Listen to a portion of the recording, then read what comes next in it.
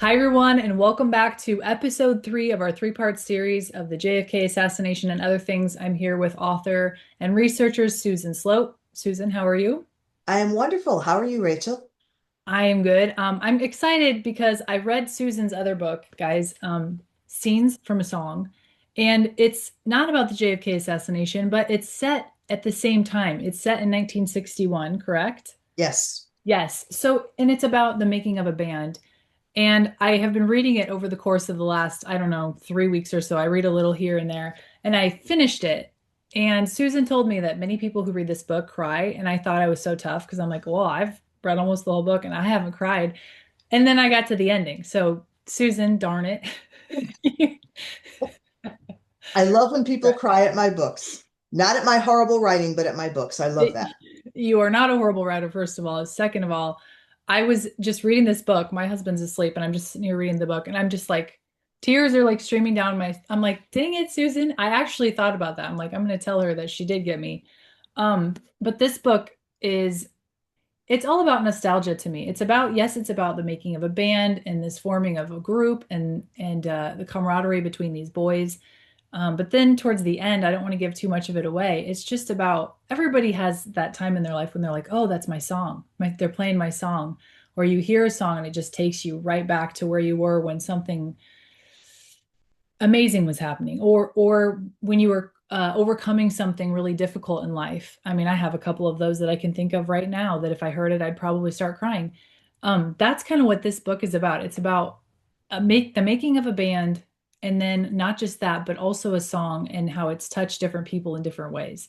And I absolutely loved it. It was a very, very cute book. It's an easy read too. It's like you get into it and you're just like, oh my gosh, okay, now what happens? Now what happens? And I just loved it, Susan. I really did. So I So I glad. commend you. Well, thank you very much. I had a review recently, which was very interesting to me.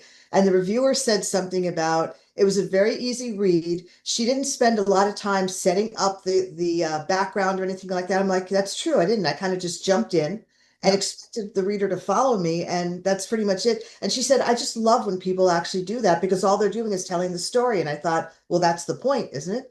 You don't want to spend, 2 months getting the settings set up and all this kind of thing. You want to just tell people what happened there. That Right. kind of. So yeah, I love that you loved it. I love that you cried. I'm sorry, but something when the first person who read the book was a beta reader, a friend of mine. I didn't even know what I had at that point, and I had her read it, and she called me on a Sunday night, and she said, "I just want you to know I cried so hard reading this," and I said, "I'm so glad you told me that." Because there were times when I was writing it that I was crying so hard I couldn't see the keyboard.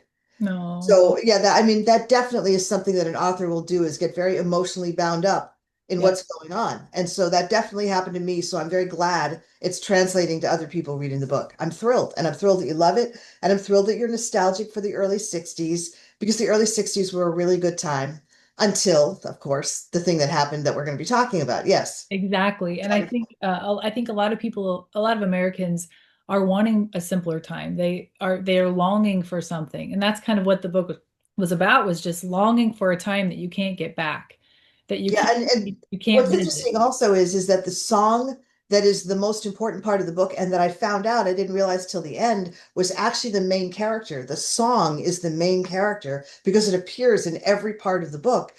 Yep. But the interesting thing about it is the song itself was written by one of the young band members, and it's his longing for the time before his father died, when Yep. he was living in a different place and life to him was wonderful.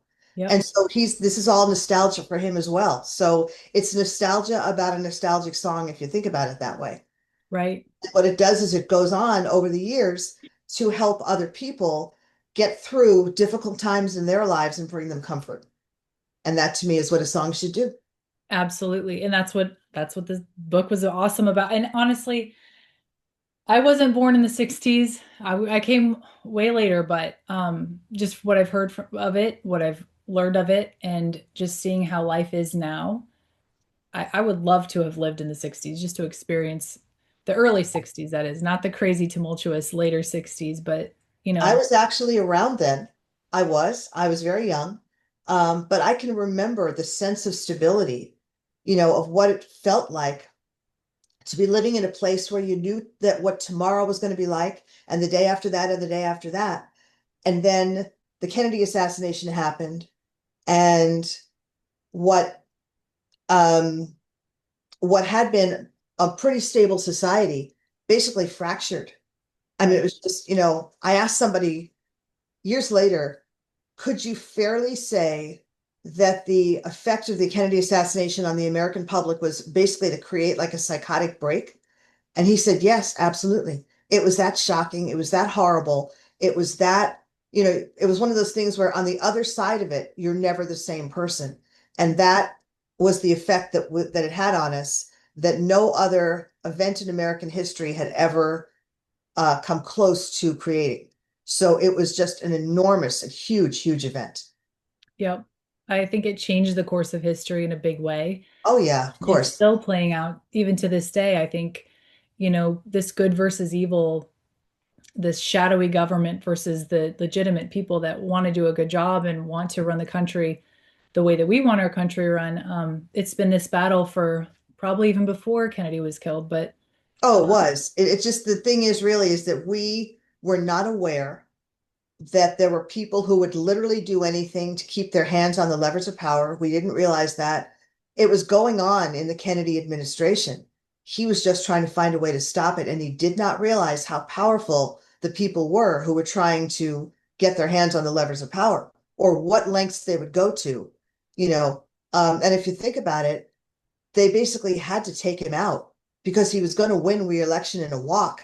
And they felt from their point of view, they couldn't afford to have him in the White House, that he would destroy everything that they were trying to hold sacred. And that was what ended up happening. So that's what they did. Instead of allowing him to go through the election process in 1964, they took him out before that and installed the person that they wanted in there, who should never have been there, but was there. The only thing I can comfort myself with is the fact that Lyndon Johnson pretty much hated being president. He didn't hate the adulation. He didn't hate any of that. What he hated was he got us into Vietnam. It was more than he knew how to handle. It was more than anyone knew how to handle. And he actually spoke on television about what it was like to get a phone call at 3 a.m. and have to make a decision. And he said he absolutely dreaded that he would go to sleep and pray that no one would call him because you never knew what they were going to say, what was going to happen at the other end of the line. So the nice thing about that is that he got the job illegitimately. He served for a period of time, and then in 1968, the beginning of 1968, when they were obviously going to figure out who was going to run, and of course the expectation was that he was going to run for a second term for his administration. He comes on television and he says, I do not seek and I will not accept the nomination for your party for president of the United States. And he basically said, I'm out of here. That's pretty much it. And it threw everything open all over again because nobody thought that he wasn't going to run. And so basically everybody jumped into the race because there was suddenly a vacuum there. You had Eugene McCarthy, you had Bobby Kennedy, you had a whole bunch of people who ran in, got into the thing and got into the position. And then in June of 1968, they took out Bobby Kennedy, which was horrible, just horrible. And again, I can remember walking into my parents' bedroom that morning. I was getting ready to go to school, and they were staring at the television set. It was that time when a television set had like a blue light or something. You could look at it and it was like emitting a blue light. And they were just sitting there staring and staring and staring. They literally couldn't believe what they heard. And of course, 6 weeks before or something, Martin Luther King had been killed. So it was just nobody could literally believe what our society was turning into. And it happened so fast. It really did. So, yeah, the early part was fantastic. The later part, much more difficult to deal with. And by the way, historians now say that the end of the 60s pretty much came with the Manson murders in 1969. And hmm, then after that, it was like, no, we're done with this era. Let's move on into the 70s kind of thing.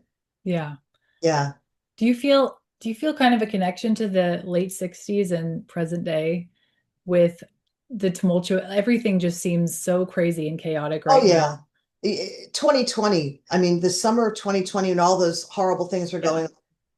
That was the most frightened I'd ever been in my life, except the late 60s when all these political assassinations were happening, when there was violence, when there was protest against the war, a lot of that stuff. And again, please remember there was still a certain amount of innocence in the American people at that time, because there was a sense that, hey, if we go out there and we try to tell people that, this is not a good idea, let's stop it, people will hear us, they'll listen to us, whatever.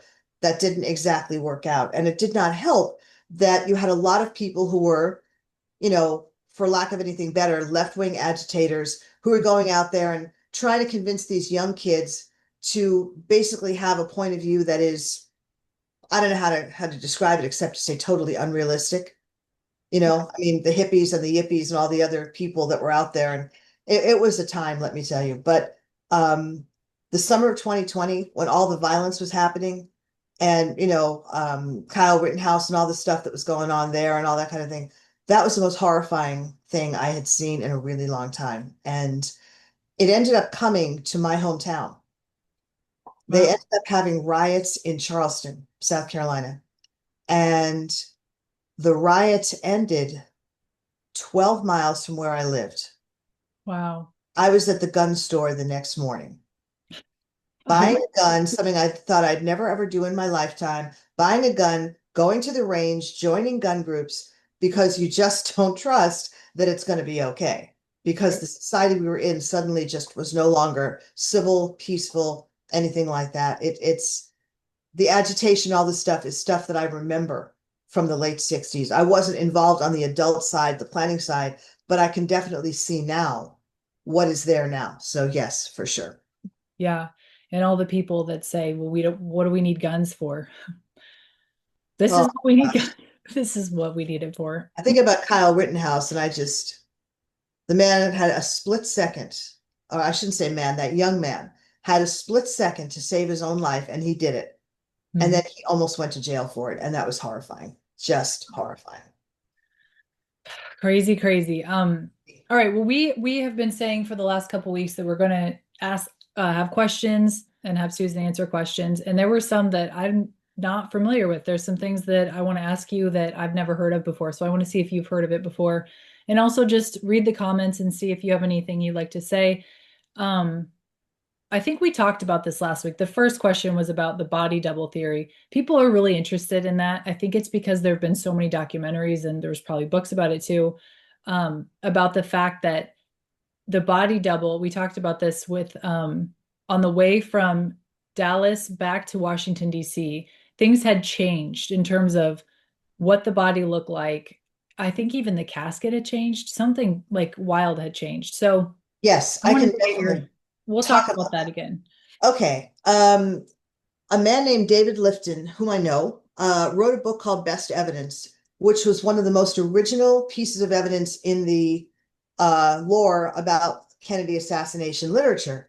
And his theory, which he found and proved out with people that he spoke to, direct witnesses to that day, basically proved that the body that the doctors saw and worked on in Dallas was not the body that arrived in Washington. Because what happened was, in between the time that they put the body in the casket in Dallas and the time that it arrived in Washington, there was what David Lifton referred to as surgery to the head. And the idea was that the surgery was to misdirect how the autopsy was going to go and make them think that a bullet came from a direction that it didn't come from. And the idea, again, was to go through this entire exercise to make sure that they would come to the conclusion that Oswald shooting from behind Kennedy had to have been the person who did this. Yep. Okay. Now, the interesting thing about best evidence is that there is stuff laid out in the book that explains that Kennedy's body was put in like a mahogany casket in Dallas, but arrived in a much cheaper casket. I can't remember exactly what it was made of, but it was definitely not made out of wood. Yeah. And it was something when they lifted him out, he was wrapped in a way that just seemed like it was very quick and whatever. So apparently there were two caskets. I don't know that there were two bodies, but I think there were two caskets, and someone did some work on the body on the way to Washington. So what happened was the autopsy was actually done by three doctors at Bethesda Naval Hospital outside of Washington and in Bethesda, Maryland. And Jackie Kennedy was one who said, take him to Bethesda because he had been in the Navy and she figured he'd want to go to a naval hospital. So, okay. Mhm. Um, and they got the doctors there, and the doctors were totally inexperienced at doing autopsies. They had never dealt with a guy who was a gunshot victim, so they didn't have any information on how the bullets should be moving and all kinds of other stuff. Plus, there were people in the autopsy room, which was very crowded, telling them what to do and all this other kind of thing. And interestingly enough, one of the doctors the day after the autopsy, that next day, he took all of his written notes from the autopsy and burned them, which is Wow. yeah, which is just not the kind of thing you do innocently. No. It's you kind of look at that and it's like obviously he had taken some notes that in his mind were could potentially have been incriminating in the Right. wrong way. And so he went ahead and just burned them so that nobody was going to see what he had personally written down in the process of actually trying to do an autopsy. So yeah, it was a very interesting and chaotic thing. And interestingly enough, it tells you that after the autopsy, for reasons I still don't understand, there was a small disappearance. It appears that the president's brain had disappeared. That's Very, very strange. So yeah, anyway, point is that a lot of that was going on. So yes, there is the body double theory in the sense that the body that arrived in Washington did not appear to be in the same medical condition as the body that had been put into a casket in Dallas. And that's because somebody was working on that body and making something happen, and I've read various theories about this that actually the body of JFK was really on Air Force Two, which is the plane that Johnson didn't fly back to Washington. He was on Air Force One. hmm. Any plane to fly the vice president's Air Force One, and JFK had arrived on Air Force One in Dallas, and Johnson took that plane back. Okay, so supposedly they had his body in this casket and there you are. So there's a lot of confusion about how all of that works. It was one of those things that was just so frantic that night, and so many people running around and so many people giving orders, very hard to know what was going on. But the three doctors were under the auspices of the military, again, being at Bethesda. So if you are a doctor who's under the auspices of the military, you take orders. It's pretty much it. And Right. you say what they want you to say. So that's pretty much what happened. Yes. Hmm. This is a new one for me. I hadn't heard this. I wanted to see if you had. It said, we've been saying that for years. Wait until you learn the book depository window was put in LBJ's trophy room. Have you heard that? I have never heard that. I I, hadn't even. I have never heard that. I did hear, and I know this for a fact, that the Lincoln convertible that Kennedy had been riding in was immediately ordered by LBJ to be sent back to, I think it was Ford, who actually repaired the entire thing, including the windshield, which had had a bullet in it. Mhm. So all of that stuff had been repaired and everything else. This was the crime scene. And the fact that it was suddenly just being, completely destroyed and everything else, that should tell you something right there. But the other thing is that the suit that JFK wore, his suit, his tie, all that other kind of stuff, all that stuff was ordered clean, pressed, all this other, like, I don't know, like someone else was going to wear it. I can't even imagine. But the point was, is that Johnson made sure that the crime scene was scrubbed and that the clothes that the victim was wearing were not going to be able to be picked up for clues, for sure. Wow. Yeah. I'll have to look into that. If anyone knows if that's true or not, put it in the comments because I've never heard of the book depository window being in LBJ's trophy room. Um, the next question, we talked a little bit about this last time. We talked about Bush. Someone said, Bush was not in charge of the CIA, but he worked there.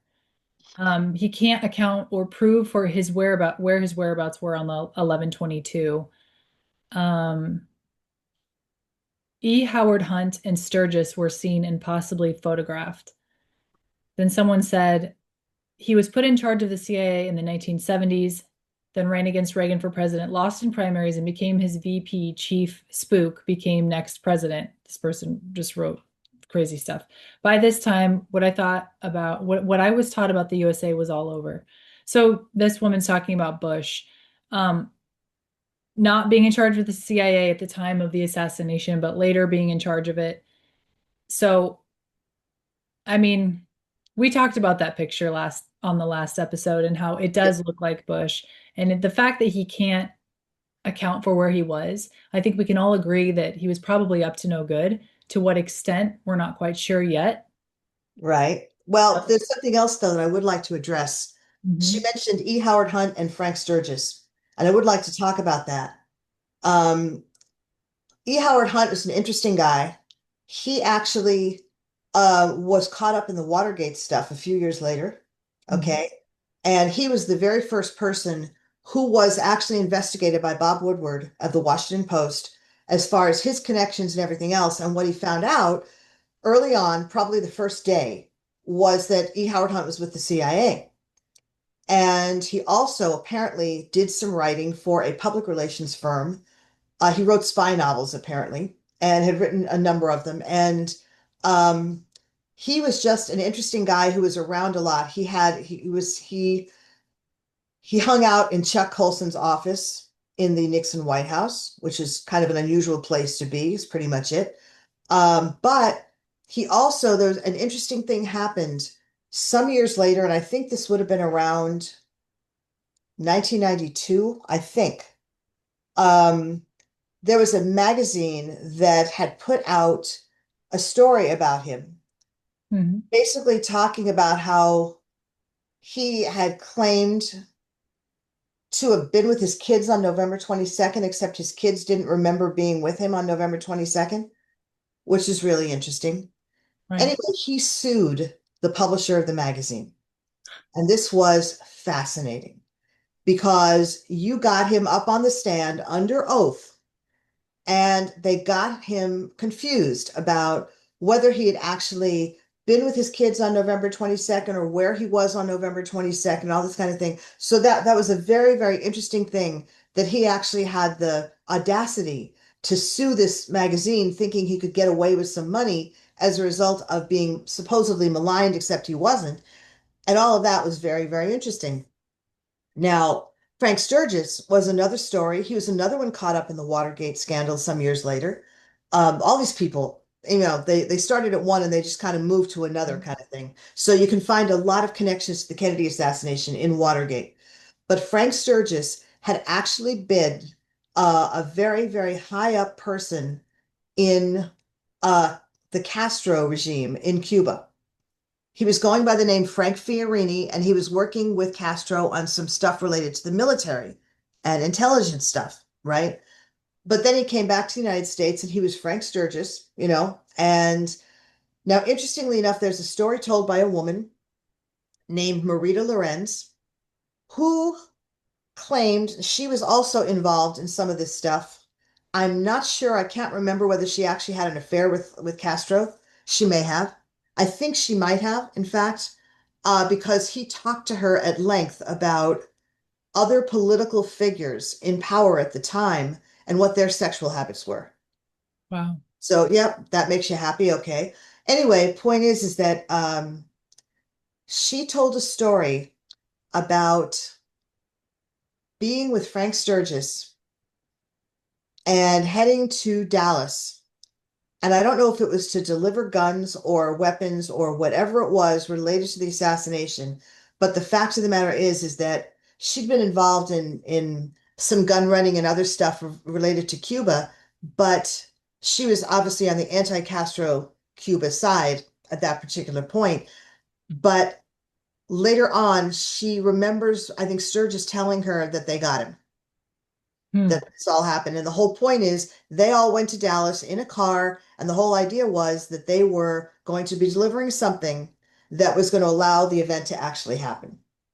Wow. It did. So yes, so E. Howard Hunt and Frank Sturgis, who we did not talk about, we're talking about now. Yes. And as far as Bush is concerned, I've never been satisfied with what he said about that. I don't think at the time he was actually in the CIA or even in the offices of the CIA at Langley.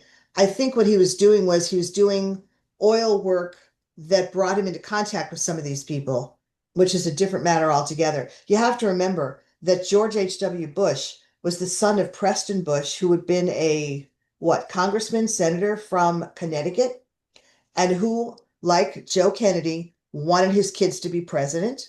So he did everything possible to kind of forward their political ambitions and put their lives on a track that would allow them to get to that place, is pretty much it. So let's not forget also that yes, it's true that George H.W. Bush was Ronald Reagan's vice president. Okay, but let's not forget that 3 months or so into Reagan's first term, he was almost killed. Yeah. And that's kind of important because there's an assassination on the street um, by a disaffected young man whose father had had dinner with George Bush the night before. My gosh. Yeah, isn't that interesting? And even more interesting, um, Mark David Chapman. Let me see if I'm getting this right. Mark David Chapman, who was convicted of killing John Lennon in 1980. And this assassination attempt happened in 81. Um, there's actually a photograph of him in his younger years. He was a counselor at a camp, and I can't remember. This was some sort of, I don't remember what the camp was for, but it was for children, obviously, and I don't know what the actual, you know, what their actual agenda was there. But he was wearing a T-shirt from this camp, and interestingly enough, it was a camp that had the father of the accused assassin of John Hinckley. John Hinckley's father was on the board of directors of this camp. And there's Mark David Chapman, who killed Lennon, wearing a T-shirt from that camp. Do you find this interesting? I find it interesting. Yes, I do. There It's you go. it's So, like I say, there's so many layers and so many layers and layers. You could literally cry forever from all the onions being peeled here. You could. I know. It is crazy. Um, JFK wanted Israel to register as a foreign agent. Also, he didn't want Israel to have nuclear weapons. Israel stole nuclear weapons in the ocean. They think that Israel's the one behind it. Israel owns Jeffrey Epstein, which is also big news today because they're talking about that. Um, I know we talked a little bit about it last show, but what do you think about that? I think we even mentioned the APAC thing, how it wasn't called APAC back then. It was No, called. it wasn't called eight-pack at that time. I will tell you that I am a little hesitant to say anything about this. The Israel Did It lobby is relatively a smaller one and a newer one because generally speaking, there were so many other people in line ahead of Israel, if you want to put it that way, that um, it's just different, is pretty much it. Now, did they have their own, intelligence agencies? Of course they did, and they were very good. And was Kennedy the best president, the best friend of Israel in the White House? Most likely not. I would think not. Um, I'm still a little hesitant to say anything about it, mostly because everything I ever learned in younger years indicated that Israel's fight was a justified one and wanting to have the right to exist and live on this little piece of land was justified. I am evolving on this issue right now. I haven't come to an additional conclusion about that, but would they have wanted certain things from Kennedy that Kennedy may have been prepared or not prepared to give them? That I would absolutely agree is probably true. Mhm. And I don't know how insistent they were on it and how badly they felt they were being used by not getting it, whatever it might be. And if it was nuclear weapons, that might have been the case. Now, I don't know if you know this, but there's an absolutely wonderful guy who wrote some of the best songs I've ever heard. And they're very, very funny. A guy named Tom Lehrer. who was one of those guys from the late 60s who came out and he had an album which became very, very popular called That Was the Week That Was. Hmm. And these were all songs that, interestingly enough, Tom Lehrer was a college mathematics professor who happened to write these songs and record them in his spare time. And they were very, very funny.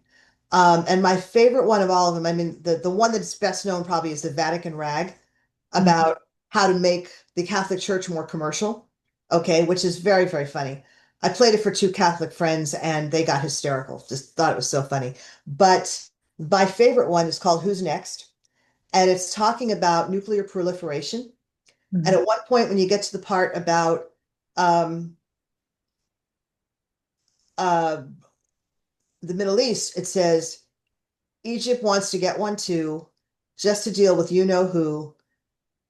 That's and then it gets into the whole thing about, Israel's getting tense, wants one in self-defense. The Lord's our shepherd, says the psalm, but just in case, we better get a bomb. Yeah. Now, by this time, this would have been about 1967 or 68. By this time, I believe they had a nuclear weapon. I just don't know if that was in fact the case back in 1963. But like I say, I'd like to kind of stand back a little bit on that one. I feel a little strange about some of the things that I'm learning that I may have to make some changes in the way I'm thinking. But I will say for sure that when you are lining up people that you think might have done it, Israel is not in the frontier of those people for sure. Yeah. I'm with you. There's a lot of things that I think it's with everything. With our whole history, there's things we thought we knew that was like a dead, yep, this is what it is, and that's concrete. And now there's so many things where it's like, well, is that as concrete? Now, where did I learn that? Now, what other supporting factors do I have to prove that? And then when there's not many, it's like, okay, I'm gonna have to look at that again and see what I think about this again. And I find it or funny. One of my first emails this morning was something I saw on, it was like on Facebook, and it was about a woman named Josephine Tey, Tey, who was an English author who'd written a lot of mysteries. And she wrote one of the most famous mysteries of all time called The Daughter of Time, which I read about 40 years ago. And it was, a friend of mine said to me, "You're going to love this. It's historical fiction. You're going to really love this." So I went back and read it. It was about one of her detectives who's laid up with an illness or an injury in the hospital, and one of his friends, to keep him, going during this period of time when he's so bored, brings him a portrait of Richard III of England, who has traditionally been considered a hunchback, a monster, the guy who killed the two princes in the tower kind of thing to consolidate his power. And he looks at this and he says, that doesn't look right to me. It just doesn't, because he didn't need to kill these two princes. He already had the throne. He didn't need to shore up anything. Why would he do this? And then he started to look into it and began to realize that the people who had a vested interest in making you think that Richard III was the bad guy were the Tudors who came after him, were the ones who were trying to consolidate their power. So if they could make Richard III look bad, it was a way of helping everybody believe that they, the kings on the throne then, were better. right. Which That's is, exactly like I it. say, so this morning was when I read it and I remembered the book and went back and I'm rereading it now. But again, it's the same idea. How much do we truly know?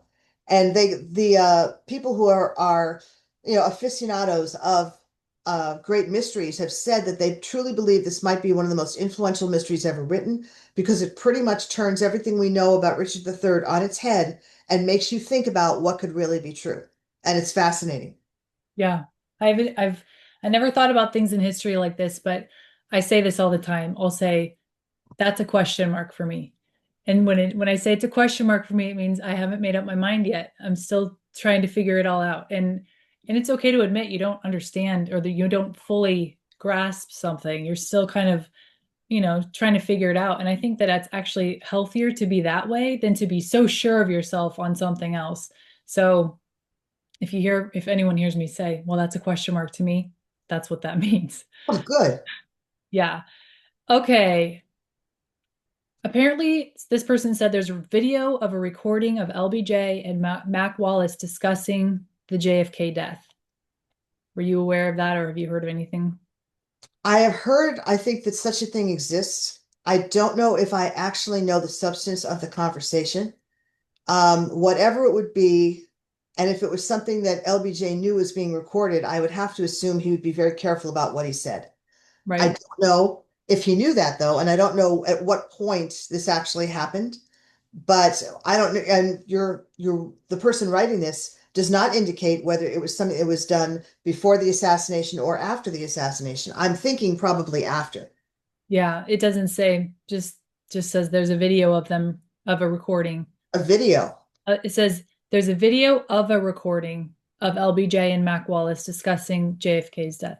So there's a lot of things. I screenshot all these because I kind of want to go back and look and see if I can find anything more. But Yeah, Jim Garrison already had this knowledge of the fingerprints discovered.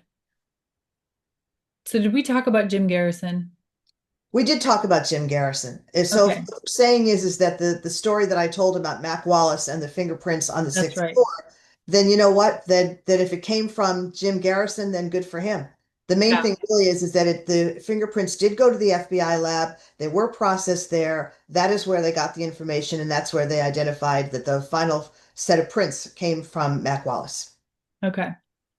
Here's another one, another story. So I love it when people share stories of like my grandma knew so and so, or like I like those kind of stories. This is one of those. I was told from a friend of mine that his grandma ran a boarding house where Oswald stayed. After JFK was assassinated, Oswald came back to the boarding house telling grandma that they were after him, that he was in the cafeteria eating a hot dog when that incident happened. Thought that was interesting. I had no idea. Well, and you know something, we actually have historical records on that Hmm. because we know for a fact that he did go back to the boarding house he was staying at and that he did pick up a weapon and he changed his jacket. And I don't know what he might have said to his landlady, except I understand it was very brief, whatever it might have been. So if he told her, hey, I didn't do it, then, you know, that's great. But I also remember that at some point after he had arrived back there, she heard the blare of a car horn outside the window. And Mhm. it appeared to be a police car that had stopped as though they were stopping to wait for Oswald. Wow. Not too long after that, um, J.D. Tippit was killed in a police car. You know, he'd been a Yeah. patrol officer in a police car, and he was killed maybe 20 minutes later. And so, how did all that fit in, kind of thing? So, There's just so many things in this story that don't make any stinking sense at all to me. Like I it's know. I it's mean, just wild. I know it's crazy. Okay. This person and I went back and forth in some messages because he was so sure that he was correct. And he said there are no supporting documents or testimony that Oswald was an FBI informant. In the same no supporting documents or testimonials Oswald called in the rifleman theory, there are no documented calls from anyone of that matter. This person basically said that Oswald, when we talked about Oswald being an FBI informant, that wasn't true. There's no documents that prove that. Well, there wouldn't have been any documents that he would have seen for sure. Right. How how would someone in the general public have gotten a document that says, "Oh yeah, Oswald was in fact an FBI informant"? Right. Now, be aware that right after the assassination, an enormous amount of purging went on in the files of the CIA and the FBI. And part of that purging involved the fact that Oswald himself, any connection he may have had to the agency officially, was wiped out. Yeah. So yeah, that's probably in fact true. But I remember reading it in actually seeing it, I think, on some television specials that I actually looked at that I cannot this minute name, but I do remember the number S179 coming across as his informant number and the fact that there's one guy who wrote a book, self-published many, many years ago, who claimed to be a friend of Oswald's and had been with him for a long time, and especially in New Orleans during that summer of 1963. Now, he claimed that Oswald told him that he was an FBI informant and that the only way he could actually make ends meet, considering he was always taking minimum wage jobs, the only way he could make ends meet and actually pay for like Marina's clothes and food and all kinds of other stuff was actually to take the money from the FBI. Hmm. Yeah. So, Yeah, I feel like a lot of people don't understand that concept where something happens and then if they don't want you to know about it, they'll just get rid of that stuff. So yep, you might that's not have a right. document that proves it, but you'll have testimony from someone like you mentioned. I know there was an event that happened in 2012 at an elementary school that I was watching a lot of stuff about. We all know which elementary school, we all know what shooting. And I remember watching all kinds of stuff, and then the very next day it was gone. The documentary was gone. These independent journals, I still remember it. They were like they disguised their face, they disguised their voices, everything because they were so terrified. But they went in and they investigated and they put together this documentary that was like this and this and this, and all of it made 100% sense to me when I watched it. They had video proof. They had, oh, this Facebook group actually started before the shooting even began. The website was created before it even began. Like things that just are like in your face and obvious that yes, this is true. Then before you know it, the documentary is gone. And that's honestly the first time I was like, whoa, this actually seems like it could be true. And if it is true, then what is happening here? Oh, So I agree. I agree. Now, I would like to mention something that I we have not discussed before, but I wanted to make sure I talked to you about this on the air because I think this could be useful. Um, when Oliver Stone made the movie JFK in 1991, he used two books that had already been published as the basis for the information that he put out. Okay, the first one was Jim Garrison's On the Trail of the Assassins, which is a really, really good account of how Jim Garrison, as DA of New Orleans, gets involved with this case, leaves it, comes back to it, realizes there's something there, and starts investigating. And it's a whole really good thing about what happened there. So the actual plot of JFK pretty much came from Jim Garrison's book. But Oliver Stone got another book as well, and he got the rights to it, and it's called Crossfire, The Plot That Killed Kennedy. And it is by Jim Mars, who is a Texas reporter who actually taught a college course on the JFK assassination in universities there. And that boy, that must have been interesting. I would have loved to have taken that class. yeah. I actually had some conversations with him before he passed away, um, in which we talked about the fact that there's always been a question that Oswald had been having conversations with the FBI in Dallas, and that at one point or another he went to the FBI and left a note there. He was looking for Agent Hosty, and Agent Hosty wasn't there, so he left a note for him. What did the note say? Okay, now here's what's interesting. Um, According to the people who will talk about this, they said, and I think Agent Hosty was one of them, that that was an actual threat to blow up the FBI if they didn't stop harassing his wife, Marina, because they kept coming at odd times and trying to talk to her and get her all tangled up in stuff so that they could incriminate him. And Mhm. that wasn't something that he liked. Oswald had left a note for Agent Hosty Mhm. in his own handwriting, right?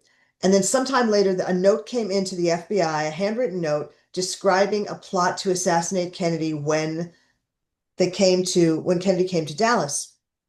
They kept that in a file, and when the shooting had happened, they went into the file. They got that note. They compared it to the handwritten note that Oswald had left for Hosty, and it was an exact match.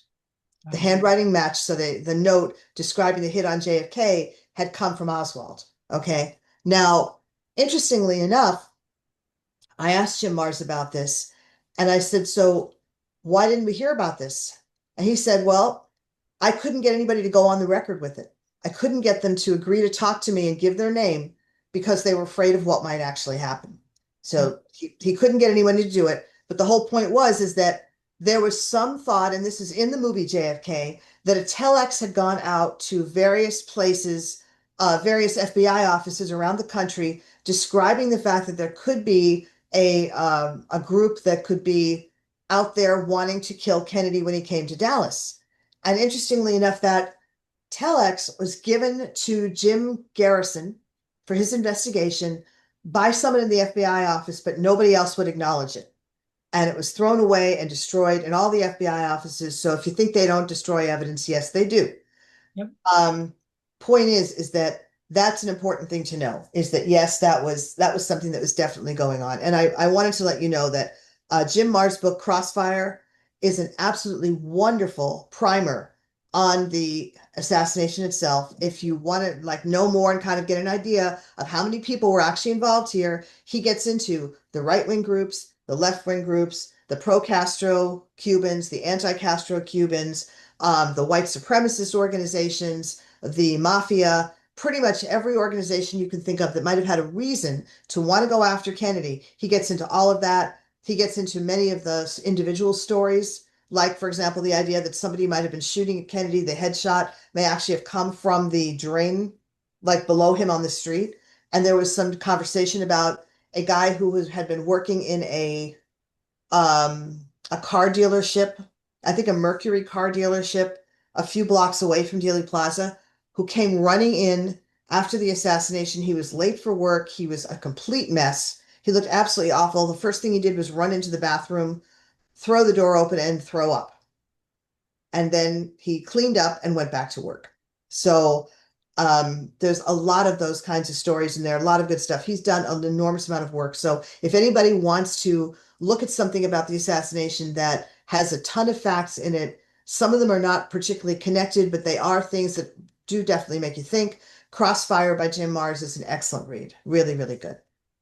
Check Just that one out. mention. Yes. We'll get to Bob Stemmons. Marks eventually. Yes. Okay, Stemmons Freeway. Stemmons Freeway. Yes. What is that? Stemmons Freeway was the freeway that was the overpass as you're driving down Elm Street was taking you to an entrance onto Stemmons Freeway. Okay, that was the freeway that took you directly to Parkland Hospital. And that was the freeway that uh, Greer was driving on, the Secret Service guy, to get Kennedy to Parkland to try to save his life. And there was also a Stemmons Freeway sign which was right there on Elm Street. It was basically telling you, hey, Stemmons Freeway is right there, blah, blah. And it kind of gives you a little arrow. That was the sign that is seen in the Zapruder film as the sign that Kennedy saw. And his face is like not visible for a second. And when he comes out of that, you can tell he's already been hit by a bullet. Okay. Something has happened. So yeah, it's behind that sign that something actually happens. Did you say Greer was the driver? Yes. Okay. That's I've been watching Person of Interest. I'm going to go into like a 1 minute rant here, but that Yes. show is full of all kinds of crazy coincidences. And Greer is the name of the British. Of course, he's British. I think that's Of course. interesting too, that he's British. Greer is the British leader of the bad AI that's watching over all of us and allowing this computer basically to mess with us and like try to, it's supposed to protect us, but what it's doing is it's like charging people with thought crimes and killing them before they actually do anything wrong. Sounds But like Minority Report, actually. it does. It is kind of like that, but it's not with Minority Report. It's like the humans are the ones that like they can foresee it. No, this is like a true AI. It's an open system. So every camera, every computer, every printer is open and they're always listening in to every conversation we're having. And because of that open system, they can, foresee certain things, run probabilities and all of that. But it's interesting that you said Greer because that is the leader of the bad AI who's also a British man. So Well, I don't know what that means, but I'm gonna have to think about that some more. It's interesting. and there's something else that's very interesting. A few years ago, there was a show on television that I absolutely loved and I tried never to miss. It was called Timeless. And it was about a small group of people who are going up against this huge system that's trying to enslave the world. And the system is basically it pushes them into a situation where they're traveling through time in a time machine and going to various and different places, and things are changing as a result of that. But what's interesting is that the name of the family that is at the head of this organization that's trying to rule the world is Rittenhouse. Oh, wow. Yeah, which I think is fascinating. It's like, and that was before anything had happened. This is before 2020. I think it was like 2016 or 2017 was the last episodes, but they were absolutely fantastic. And the actor who had been in ER years before actually played the guy that they thought was the bad guy who was actually running through time trying to trying to deal with all this stuff. We find out later it's because they had murdered his family and he was trying to get revenge on them. And he's like dashing through time trying to do some of this stuff, but very, very hard to understand. But the point is that that was definitely a part of the whole thing. So yeah. So you've got a Greer in there for sure. Yes. Yeah. Well, I tell you, that show, it came out 2012, 2013. I think it was, I think 2016 or I think, I don't know. I need to go back and look. 2015 or 16 was the last year it was out. And I was busy raising two little kids. Like my son was born in 2014. My daughter was 2016. So I wasn't paying attention at all. I was just in the thick of it, right? Right. So now my kids are a little older and I can go back and look and it's just so fascinating to see these things. Well, Um, there is some sense they've been saying this for a long time that they always tell you what they're doing. yeah. You know, which is, I mean, it makes you wonder. Things like movies like The Truman Show and stuff like that. You know, Yep. where did that come from? That's really interesting. I know.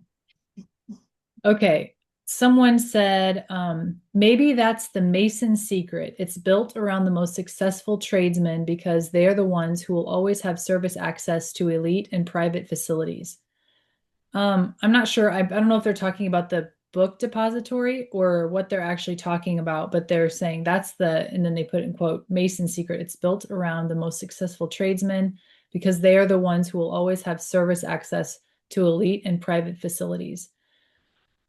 So Well, I don't know that if you had that thought could about actually Freemasonry or, they don't have the best name in. there has been some conversation about Freemasonry in the Kennedy assassination, and that's because so many of the people whose names are involved with that happen to be Freemasons. So take that on, take that for what it's worth, but it may or may not have a connection. I'm not completely sure.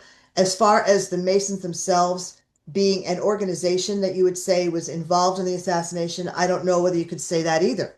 Right. That's one of those things I've never really been clear about because I haven't been clear about how many people with Mason affiliations are actually involved and how many of them at what level we're already talking about. The one thing I do know, it's very important to be considering this as a possibility. You could be a member of one group and they could say, "Oh, okay, you're a member of this group and you're trying to kill the president. So obviously this group is trying to kill the Yeah. president." But you have to also think about the fact that humans are busy people and we go around and pollinate various and sundry other places. So it's quite possible that you could have somebody who's not only in that first organization, but also in the second organization, who, as a member of the second organization, may be involved in the event, Right. as opposed to the first organization. And the first organization, which may not be too clean anyway, is basically it's like a guilt by association thing. Hmm. So consider that as a possibility. That is definitely something that could certainly have been part of the whole thing. And I've been trying to be aware that human beings being who they are, there's a cross-pollination thing, and you've really got to be thinking about if they're representing an organization, which organization are they representing? And are they fully aware of what organization is doing this and why and what their real part in it is? Because there's some people I would be willing to bet probably did some things that are not aware that the things that they did, they were either being programmed or directed to do, or they were doing them for reasons that no one really understood. Right. Oh, that's another point. And that's another thing we didn't really talk about was programmed. These people that are MK Ultra to doing things, and it's like they have to be activated. Something has to happen. Like when I saw the movie Manchurian Candidate, that was pretty nuts. And then like probably 5 years ago, there was a gentleman on TikTok that came out and he was like, and maybe you saw him, but he's like, find out who I am. And he had a curly, like, I don't know, like this curly thing on his forehead. And he's like, it's the craziest thing having your memory wiped out. And then he said, a lot of those people, a lot of you people who think you have a golden ticket, it's really lined in lead. And he's basically like just calling people out. And it went crazy. Everybody was trying to figure out who he was, and people thought he was um part of SEAL Team 6, I think. You know, Aaron Vaughn is who I'm talking about. is that the person who took Um, the shot at Obama? Not Obama, at Osama bin Laden. he was part of, SEAL Team 6. yes, Aaron Vaughn, SEAL Team 6, and it would have been 2011 that he supposedly died in Afghanistan, this guy. Yeah. Now, by the way, speaking of which, one of the things that I have seen, and you probably have as well, is there are interesting photographs out there on the internet of crisis actors, Oh, and a lot of them were at, for example, some of the like the school you were talking about. Some of yep, them were there, and then 5 or 6 years later, you see somebody wearing a cap with a slightly different hairdo, and it's the same person. You yep. know, that's all very interesting too. And while we're at it, we should probably talk for a second about the Challenger disaster in the Gosh. 80s. Yes. Yes. I actually only heard about that when I got into my car to drive to work. And Rick Dees, who is a morning drive time disc jockey in LA, very, very well known, and ordinarily is just playing music and talking, is in this very tragic mode and whatever. And I don't understand it. And he finally says, the Challenger blew up. It's horrible. It's terrible. Blah blah. And I didn't know it till that second. What's interesting is over the years, I have heard that various people under the same names as the crew of the Challenger Yes. out there teaching in universities, doing research papers, doing engineering stuff related, and nobody's blinking an eye. Right. And I find that just very interesting. What was the motivation for that? What would they want Well, more money or what? I know I asked somebody about that, and what I was told was the motivation for blowing up the Challenger was that we had gotten too used to space flight being safe. And the whole idea was Americans were not, we were getting like a little spoiled. We were getting used to the idea that we could send somebody up in a rocket Mhm. and that they would come back safely and everything would be okay. But guess what? They didn't feel as though we were appreciating enough how important this was and how difficult. So they decided to make an example of it. And so that's what happened with the Challenger. Yes. Oh, and now we have Katy Perry going up to space. I can't tell you how excited I am about that. Wow. Yeah. Did you see? I mean, that was pretty funny. And Kissing the ground when she gets back to Earth, like she was ever in danger for a half of a split second. right. Yeah. It's just Oh, funny. that's so interesting. Yes. It's funny. Okay, I Okay. have one more. There's one more comment. Okay. Um, and I think this is again just kind of a comment. Actually, these two people were kind of going back and forth, so I just screenshotted a couple comments. It said he was identified holding, taking aim at, and firing the weapon, talking about Oswald's. Uh, You his wait, could you start again and reread that, please? Okay, I think she's talking about Oswald. So Yeah. she's this person said he was identified holding, taking aim at, and firing the weapon. Oswald's prints were on the weapon, boxes, and three shells on the floor. Ballistic report traced all fragments related to weapons to that weapon. And then the other person wrote, those prints were placed there after he died. The embalmer witnessed it. He tested negative for firing a shot. Go look up his lawyer, Mark Lane. You are regurgitating Warren Commission BS. So there was an argument taking place in the comment section of this video. So I think you had just said that Oswald didn't have anything on his hands, but then maybe after I they didn't killed him, actually they say put it it, on but there. they did a what is it called? I can't remember. They did a test to see whether he had fired a rifle, and there were no nitrates on it. Was a nitrate test. There were no nitrates on his hands or his face. And there would have been if he had in fact fired a rifle, because you have to kind of lean into it in order to take the shot. Um, it's absolutely true that nobody knows how the um, fingerprints appeared on the rifle, because when the FBI examined the rifle, there were no prints on it at all. And they had spent time taking care of it and doing it, and they couldn't find anything. All of a sudden, a week later, a palm print shows up on the rifle, and there was some thought that it was taken off him in the morgue. Now, if an embalmer had come forward as a witness and said, I saw them do this, then, I could understand it. I have never heard anything that indicated that there was a witness to someone taking a fingerprint from Oswald in the morgue. I have never heard this, but it's not impossible. Yeah. A lot of, as you might say, impossible things happened during that day. So for sure, Oswald, the idea that he actually was there, that aimed, and he was documented doing it, nobody saw it.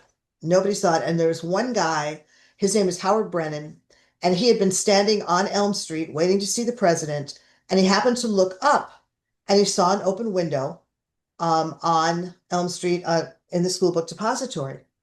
And he claimed to have seen one or two men in that window. And after the shooting, um, some government agency, and I'm not sure which one, sent a couple of people to speak to Howard Brennan. Um, I guess the idea was that maybe he was going to be called in front of the Warren Commission and they wanted to know what he was going to say. But the point was is he spent some time away with them. When he came back, his hair had turned completely white, and he never said anything again about seeing more than one man in the window or and I think he may have said he identified Oswald, but after an interrogation like that, I'm not sure I would believe anything he would say anyway. Right. So that was something that I felt always kind of stunk to high heaven.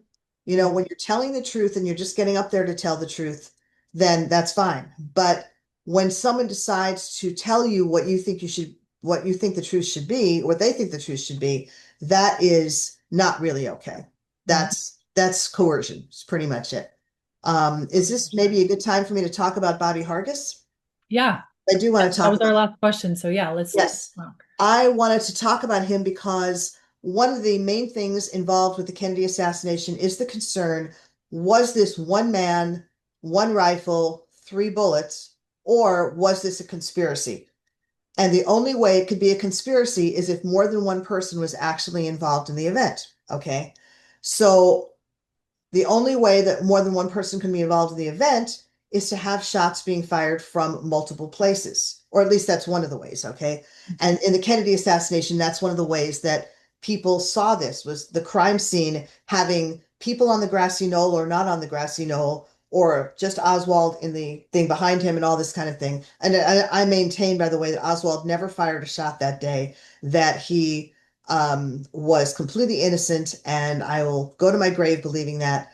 But anyway, point is that in order to have a conspiracy, you have to have someone firing from a different area of Dealey Plaza and firing at the president. Okay, so um, Bobby Hargis was a motorcycle police officer, and he was riding on his motorcycle directly to the left of Jackie Kennedy in the motorcade. Mhm. So he's like on his motorcycle, he's got a helmet on, and he is directly to her left and looking forward, right? As he's in the motorcade. And his testimony to the Warren Commission was that his helmet was hit on the right side of his head with blood and brains and tissue matter so hard that for a moment he thought he had been shot himself. Okay. Now, where would a shot like that come from? He's facing forward, he's going down Elm Street. Directly to the right of him is Jackie Kennedy, and directly to her right is the president. Where did the shot come from? It came from that way. And Mhm. that way is the grassy knoll. Right.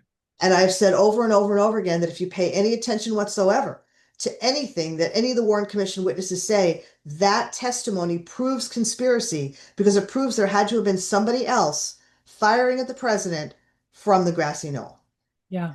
And that's just a very critical thing. And I'm constantly trying to tell that to people because most people think this is a very cut and dried case, which is how the Warren Commission tried to make it seem. It's very cut and dried. It's very simple. Oswald hated the president. He hated anybody who was successful. He wanted to make himself look big, so he was going to do something big. He was going to kill the president, and he just decided to do it. And somehow, miraculously, all the protections that the Secret Service put in place melted away, and he had this great shot. Yeah. Except none of that is true. Right. And when you come right down to it, it's kind of like without those Secret Service protections, without the Secret Service kind of being on top of everything, all of that could not have happened. And that's really, really critical. This is exactly what happened in Butler, PA last year. You know, if you think about it, if there had been any protection whatsoever, those shots could not possibly have been fired. Right. And what's interesting also is that this morning, what I'm hearing is that apparently there is a connection, an affinity, anyway, between Matthew Thomas Crooks and Tyler Robinson. And that affinity is that apparently he was using he they them pronouns Mhm. and had an affinity for transgenderism and was interested in furries. Yeah, I saw that. Yeah, it's fascinating, isn't it? It's somebody Yeah. said on X that that was, that's not a little thing, it's a five-alarm fire, So now I have my own theory, in fact, about how MK Ultra is doing some of the things that they're doing. But I will say one thing, one of the things I have never heard of in the history of the CIA is a successful program being shut down because they Right. just don't exist. Programs that have worked for the CIA continue to go on, even if they give them new names, they continue to go on and on and on, and they just keep using them until they can't use them anymore. And so Right. I think there are a lot of things going on that we should be being told, and I have a certain amount of optimism that perhaps we will be being told, but it's important to recognize that the story is not the story Right. until you actually check it out, until you're absolutely sure. So that's pretty much it. I remember you brought up Bobby Kennedy. I remember RFK Jr. talking about that in an interview before he became the Health and Human Services secretary. Um, he said that Sirhan, he went and like, visited him in prison, and he said that every shot was accounted for from his gun. And he said that his father was shot in the back in like close proximity. They tested for like gunpowder or something, and it was all on his back, which means that it was done like within 6 inches. And it's crazy that this man has been serving out time in prison for something he didn't do. He was again just a patsy. And RFK, he knows that Sirhan did not kill his father. And he just, Well, you know, did you get any indication from him of who he thinks did? Because people who no, know anything not in about this this, interview. Mm-mm. what's interesting is that the person who would have been in exactly the right position to take that shot was a man named Thane Caesar, who was his security guard. Mm-hmm. So the guy who was supposedly protecting him from being hurt was the one who supposedly took the shot, and interestingly enough, disappeared and has never been seen again. It's just, see, now did that guy, was it MK Ultra? Was he paid off? Like, what was the motivation for that? Did he just suddenly decide, what? Well, the thing is, I really believe in the case of a political assassination, if you're going to do it, it's not just about the money. There's got to be something personal going on there. There's got to be some reason why you want to make sure this person is taken out because political assassinations are hard to do. They really, really are. It's not like, Franz Ferdinand where you get lucky, you throw a bomb, all this other kind of thing. It's just not like that anymore. And the people who are protecting the politicians are really, really savvy about how to protect them. So the thing is that you've got to do a lot of planning. You've got to be daring enough to do it. You've got to be able to do it. And all of those things are difficult things to pull off in and of themselves. So there has to be like an overriding ideology or something that makes you decide you're going to do it. Mhm. So I have my own thoughts, frankly, about Matthew Thomas Crooks. I mean, I got to tell you, I am profoundly sorry for him. I am. He was dead at what, 20 years old or something, and there could be no question about the fact that he was being used, and all of it was being used. I've heard there were shots from different directions. I've heard a lot of things that I have yet to be able to actually confirm, but all of those things are things that you have to think about and ask about, and in the wake of the Kennedy assassination, especially you've got to ask who had the motive, who had the means, who could actually do all these things, and who could get away with it. And typically, the ones who can get away with it are the elites who have the money and the power to be able to put themselves somewhere else and cover it up. No Yeah. question about that. So, yeah, absolutely. The Kennedy assassination is one of those events that um, was a seminal moment in American history and in American culture. It spawned a whole group of people who suddenly said, you know what, I don't believe what the government's telling me. And back in those days, something like 90% of the American public believed what the government told them. So there was a lot of belief that, when we won World War II as we were victors and we did this and we did that, so much of which we actually are being told, maybe not, maybe we actually knew that Pearl Harbor was coming Yep. maybe we knew that FDR was aware of it before it happened and he let it happen. And there's just so many things, so many things. And now at this point, we don't take anything on face value. So I guess that's what's called being awake. Yeah. I don't know. I don't know that it's a compensation for the terrible things we've lived through and for the innocence that we've lost. I Mhm. don't know that it's a compensation for that at all. And I would love to go to a time or be in a time where we can trust everything that's told to us and we can just, accept everything as read. But we are where we are. The Kennedy assassination sort of started it and started the ball rolling. Um, Interestingly enough, by the way, a very well-known English author, um, Aldous Huxley, died exactly the same day that Kennedy did. So did And C.S. nobody, Lewis, right? C.S. yes. Lewis as Oh, well. C.S. Lewis also. And by the way, the day that Princess Diana died, Mother Teresa died, and nobody seemed to notice either. So yeah, it's very interesting when something dramatic like that happens. It kind of sucks all the air out of the room, right? Yeah. So anyhow, point is that yes, we have gone through an enormous amount since the Kennedy assassination. We have changed as a nation. Yeah. We are at this point, so many of us unwilling to accept what we're being told, unwilling not to see the evidence for ourselves, and unwilling to blindly believe someone who says, no, no, no, you just need to trust me. Nobody's trusting anybody anymore. And I think that's great. I really do. I So agree. I I think agree. it's really important and I think it's good for all of us. I'm just sorry at what we lost as a result of it. But we are where we are and let's just move forward. Yes. Well, everyone, check out Susan's books.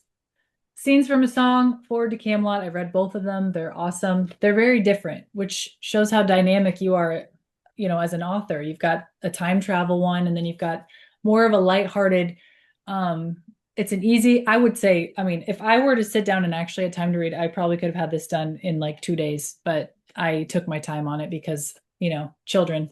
But they're both amazing books. You're a talented writer, Susan. So if Thank you you. guys are looking for some books to read, highly recommend. Both of President, them are well, if you awesome. happen to have someone who's in the Charleston area, wants to get a copy of Scenes from a Song and would like the author to personally autograph it and whatever, I can make that happen. So, love being here, love being with you, Rachel. Really enjoyed the conversations that we're having and hope that if there's any further questions, you guys will put them in the comments. We get a chance to answer them. Yeah, Susan, we'll have you back soon, I'm sure. There's always stuff to talk about in current events, and you seem, I like that you really think things through. You're like me, where you don't try to just come to conclusions. You really do try to think. And I think most of my audience is like that too, guys. We're all like that, where we I try think to it's figure it important. out. We take information in and we chew on it for a while before we decide how we really feel about something. So, Well, and I appreciate that. Thank you. There is one thing I should say, by the way, and one of the things you've constantly introduced me as a researcher, and that's not necessarily inaccurate, but I would like your audience to know that I have had people who said to me over the years, "Aren't you afraid they'll come after you too? If they've gotten rid of all these witnesses to the Kennedy assassination, why wouldn't they get rid of you?" And the answer is, I have never actually done any personal digging of my own. I've gone to the sources that have done this stuff, who have done the interviews, who've done the whatever. I haven't actually gone in there and tried to find that one great source who could give me that information, which is going to just close the case for everything. I haven't done that. And so there's no reason for anybody to come after me whatsoever. And so I did want your audience to know that I've done a lot of the reading. There are many books I can mention that I have gotten so much stuff from, including JFK Profile of Power, which is one of the great books I used for Forward to Camelot, Crossfire, which I talked to you about earlier, Garrison's book on the Trail of the Assassins, which is excellent. There are so many out there that are really good. And there are literally hundreds of them, by the way. If you ever go looking in a bookstore for a Kennedy assassination shelf, it's probably going to be huge. I've got like 4 shelves of it here in my own bookcase. So right. there's lots of them, but yeah, good thinking, good reading. And the main thing really is that I have not done any original research. I've simply taken other people's stuff and used it to build the story that I built. And I've been very grateful because a lot of the stuff that I've seen has been wonderful. And I've been able to use a lot of stuff that nobody has ever used in a fictional setting before, which is, it comes from the research that I did. So thank you to all the wonderful researchers who did that for me. Thank you. Well, thank you again, Susan, for coming on the last our series. It went fast. Yes, Three it did. three episodes, series of three, leading up to the JFK assassination anniversary coming up on the 22nd. Yes. And I just ask that we all take a moment on that day to reflect on what happened that day, how the country was changed, and how we can make a difference even in 2025, as we start the new year here pretty soon. 2026 is right around the corner. Uh, Wow. Crazy. So thanks again, Susan, and we'll My have you back pleasure. on very soon. Thank you. Thank you, Rachel. Take care, everybody. Bye, guys.